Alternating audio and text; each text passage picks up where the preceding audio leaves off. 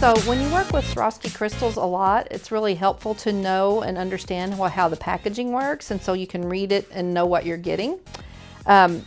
We get asked a lot if this is all rose color when it says Xerius rose, and what that actually is that's the facets of the crystals.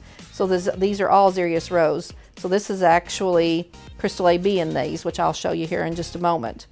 But one of the silly little things that helps us in finding packages in the boxes that we have at the fulfillment center is, see this solid stripe right here? That indicates that it's a hot fix package. This little stripes here indicates that it's a crystal with an effect added to it, which an effect can be AB, it could be silver shade, moonlight, and those effects can be added to many different colors. The most common, of course, is crystal, but you also hear of amethyst AB or amethyst moonlight occasionally, those kinds of things.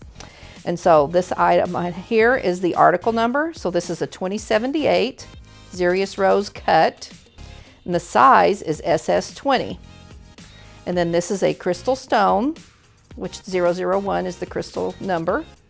And then the effect that's been added is Aurora Boreal, which is AB.